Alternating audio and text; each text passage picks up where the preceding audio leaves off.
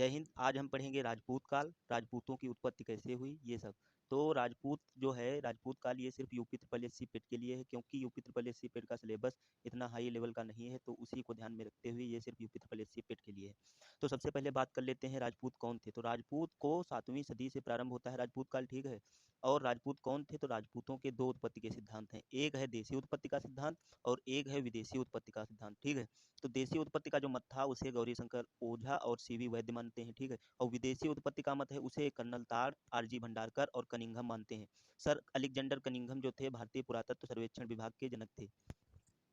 अब बात कर लेते हैं अग्निकुंड से राजपूतों की उत्पत्ति की। तो अग्निकुंड से 4 राजपूतों की उत्पत्ति हुई। और अग्निकुंड है क्या, तो वो भी हम जान लेते हैं। अग्निकुंड जो है, कथा का संक्षिप्त इस प्रकार से है। जब पृथ्वी दैत्यों के आतंक से आक्रांत हो गई, तब महर्षि वशिष्ठ ने दैत्यों के विनाश के लिए आबू पर्वत पर एक अग्निकुंड का निर्माण यज्ञ किया। मतलब जो आबू पर्वत था, इसे हम भूगोल में पढ़ेंगे, वहां पर महर्षि वशिष्ठ ने अग्निकुंड का निर्माण कर कर यज्ञ किया एक। और इस यज्ञ की अग्नि से 4 योद्धाओं की उत्पत्ति हुई। कौन कौन 4 योद्धा थे वो? प्रतिहार, परमार, चौहान और चालुक्य। प्रतिहार, परमार, चौहान एवं चालुक्य की उत्पत्ति हुई। भारत में अन्य राजपूत वंश इन्हीं की संतान है, ठीक है। अब बात कर लेते हैं हम महर्षि वशिष्ठ की। तो महर्षि वशिष्ठ वैदिक काल के विख्यात ऋषि थे, ठीक है। वशिष्ठ एक सप्तऋषि हैं, यानी उनके 7 ऋषियों में से जिन्हें ईश्वर द्वारा सत्य का ज्ञान एक साथ हुआ है, ठीक है। जिन्होंने वेदों का दर्शन किया है, वेदों की रचना की है। ऐसा कहना अनुचित होगा, क्योंकि वेद जो अनादि हैं, ठीक है।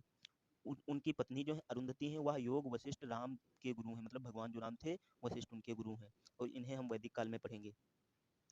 तो बात कर लेते हैं अग्निकुंड से 4 राजपूतों की उत्पत्ति हुई। कौन कौन? परमार, प्रतिहार, चालुक्य और चौहान। अब 7वीं 8वीं सदी का राजनीतिक इतिहास क्या है? तो योद्धेय वंश है एक, ठीक है। योद्धेय वंश कन्नौज में है। और एक पाल वंश है। पाल वंश के संस्थापक गोपाल थे। उसके बाद धर्मपाल हुए, फिर देवपाल हुए, ठीक है। उसके बाद प्रतिहार वंश जो है, प्रतिहार वंश के संस्थापक जो हैं वो नागभट्ट हैं, नागभट्ट प्रथम। ये वास्तविक हैं वो वत्सराज हैं, ठीक है। और प्रतिहार वंश की राजधानी जो है वो मीनमनी है। राष्ट्रकूट वंश के जो है संस्थापक हैं दांती दुर्ग। राजधानी इनकी मयूर तिंदी है, मान्य है, ठीक है। और इनका धर्म कौन सा है? इनका धर्म था शैव धर्म। इनका धर्म शैव धर्म था, यानी राष्ट्रकूट वंश के जो संस्थापक थे दांती दुर्ग, उनका धर्म शैव धर्म था। और राजधानी उनकी मयूर तिंदी थी। अब कन्नौज में योद्धेय वंश जो हुआ, वहां पर चक्रा युद्ध हुआ, इंदिरा युद्ध हुआ। ये चक्रा युद्ध इंदिरा युद्ध क्या था? तो ये उत्तराधिकार संघर्ष था, ठीक है। अब त्रिपक्षीय संघर्ष में शामिल शासन, ठीक है। तो बात कर लेते हैं त्रिपक्षीय संघर्ष जो था वो क्या था। तो बात करते हैं त्रिपक्षीय संघर्ष की। तो 8वीं सदी के दौरान, ठीक है, कन्नौज पर नियंत्रण के लिए भारत के 3 प्रमुख साम्राज्यों, जिनके नाम पालों और प्रतिहार और राष्ट्रकूट थे, के बीच संघर्ष हुआ, ठीक है। पालों और प्रतिहार और राष्ट्रकूट के बीच संघर्ष हुआ। राष्ट्रकूटों ने भारत के दक्कन क्षेत्र पर शासन किया।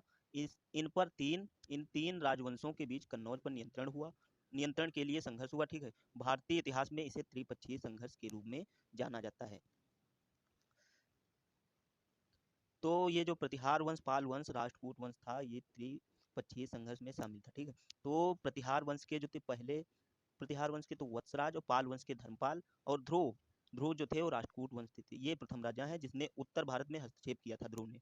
और बात कर लेते हैं दूसरी बार किसके किसके बीच हुआ। तो रामभद्र और पाल वंश में देवपाल, राष्ट्रकूट वंश में गोविंद तृतीय। प्रतिहार वंश में तीसरे राजा की बात करें तो मिहिर भोज, और पाल वंश में महिपाल, राष्ट्रकूट वंश में विग्रहवाद। अब पाल वंश के जो संस्थापक थे वो गोपाल थे, और ये जनता द्वारा चुने गए शासक थे, ठीक है। और ये जो पहले थे कश्मीर के अस्कर थे। अब बात कर लेते हैं धर्मपाल की। जो धर्मपाल थे ये पाल कला का विकास इन्होंने किया, ठीक है। और वास्तविक संस्थापक जो थे वैद्य धर्मापल्ली, मतलब सहजयान या तंत्रयान, ये वास्तविक संस्थापक वैद्य धर्मापल्ली थे। और 770 से 810 ईस्वी में बंगाल में, ठीक है, बंगाल विक्रमशिला विद्यालय की स्थापना जो है वो धर्मपाल ने की। और बंगाल में ओदंतपुरी विहार की स्थापना भी की। और 770 से 810 के बीच चंद्रा युद्ध का समर्थन किया इन्होंने। कौन? वास्तविक संस्थापक जो थे वह धर्मपाल, मतलब संस्थापक पाल वंश के गोपाल थे, जो धर्मपाल थे वो चंद्रा युद्ध का समर्थन इन्होंने किया था। अब बात करें देवपाल की, तो देवपाल का कार्यकाल चालू होता है 810 से 830 ईस्वी, तो ठीक है। इनकी माता जो थी वो रन्न देवी थी, पिता इनके धर्मपाल थे, ठीक है। अब देवपाल असम, उड़ीसा और दक्षिण पूर्वी एशिया की विजय इन्होंने की। किसने? देवपाल ने। बौद्ध धर्म का पुनर्संस्थापक इन्हें माना जाता है, बौद्ध धर्म का पुनर्संस्थापक।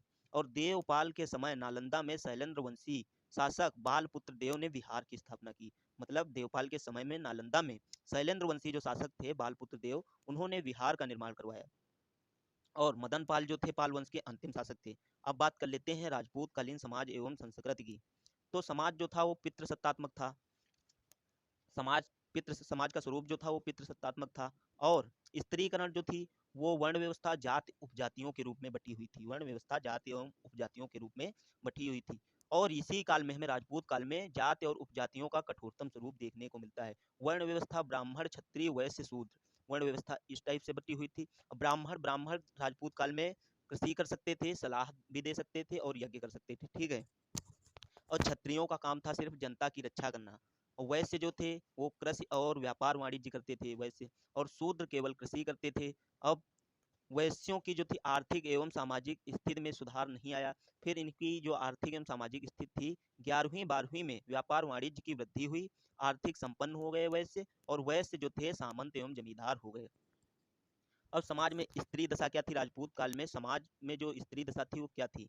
मतलब जन्म के बाद शिक्षा भी ले सकती थे, और समापवर्तन संस्कार, मतलब जो भास्कराचार्य की पुत्री लीलावती हैं उन्होंने समापवर्तन संस्कार भी लिया। और दूसरा जो था वो चिकित्सक प्रसाद के विषय पर ग्रंथ भी लिखा था। और अरबी ग्रंथों का अनुवाद यानी हर्षचरित ने यामो चिट्टिया रात में गांव में पहरा देना, उसमें उल्लेख है हर्षचरित ने अरबी ग्रंथ का जो था अनुवाद किया। और अमोघ वर्ष दो आव, ये अमोघ वर्ष क्या है? तो अमोघ वर्ष भी हम जान लेते हैं।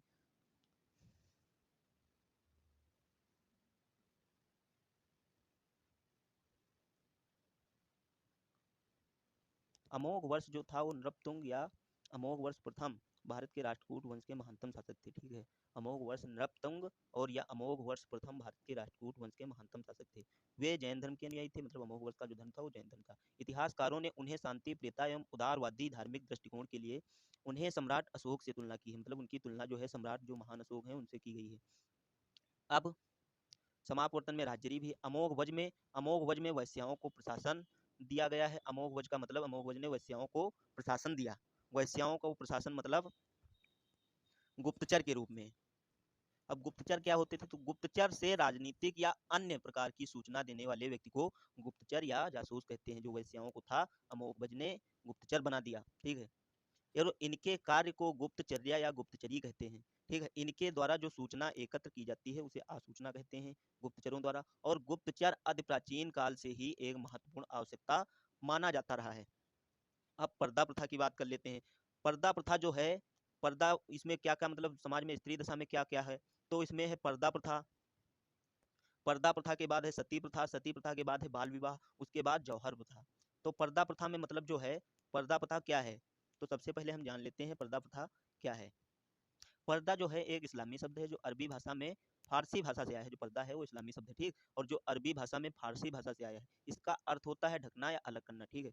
पर्दा प्रथा का एक पहलू है बुर्का का चलन। बुर्का एक तरह का घूंघट है जो मुस्लिम समुदाय की महिलाएं और लड़कियां कुछ खास जगहों पर खुद खुद को पुरुषों की निगाह से अलग या दूर करने के लिए इस्तेमाल करती हैं। अब बाल विवाह का मतलब बच्चों का विवाह, ठीक है। और जौहर प्रथा क्या है? तो जौहर प्रथा में जो है स्त्रियों का आत्मदाह जौहर कहलाता है, ठीक है।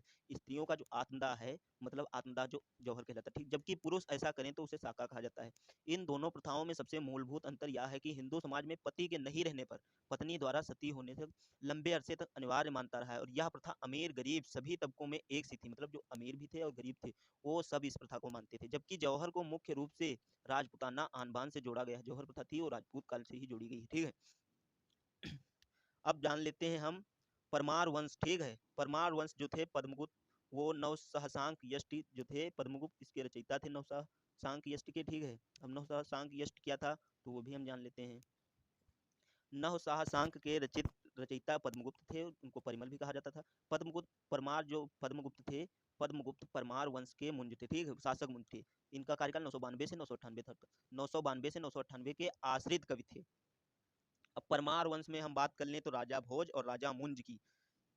राजा भोज जो थे वो प्रकांड विद्वान थे। प्रकांड विद्वान में इन्होंने क्या किया, जैसे धारा नगरी लिखा, ठीक है। और राजा मुंज जो थे वो धनंजम, धनंजम में 10 रूपक, ठीक। और राजा भोज की रचनाएं क्या क्या हैं? तो है श्रृंगार प्रकाश, प्राकृत व्याकरण और सरस्वती कंठाभरण, राज मार्तंड, कूर्म शतक, रासदानुशासन और युक्ति कल्पतरु और सम्रागण सूत्रधार और राज मृतांग, ये जो थी वो राजा भोज की रचनाएं थी। और परमार वंश में किसकी किसकी क्या क्या रचनाएं हैं तो वो भी हम जान लेते हैं। सामेश्वर ने मान सोल्लास की रचना की थे, जयानाग ने पृथ्वीराज विजय की रचना की, और चंदर बरदाई जो थे उन्होंने पृथ्वीराज रहसो ग्रंथ का उल्लेख किया, ठीक, लिखा मतलब, ठीक। राजशेखर जो थे वो बाल रामायण और विदसाल भज्जिका और काव्य मीमांसा कर्पूर मंजरी जो थी वो राजशेखर ने लिखा, ठीक। और गुणाक्य की बात करें तो गुणाक्य ने बृहद कथा लिखा। हेमेंद्र की बात करें तो बृहद कथा मंजरी, और कल्हड़ की बात करें तो कल्हड़ का ग्रंथ जो है वो राजतरंगिणी है। रिहर्ष की बात करें तो नैमिषचरित खंड खाद्य है, ठीक है। तो ये थे परमार वंश के जो थे लेखक वेखक वो थे, ठीक है। ये जो है इसके नोट्स आपको पीडीएफ के रूप में मिल जाएंगे डिस्क्रिप्शन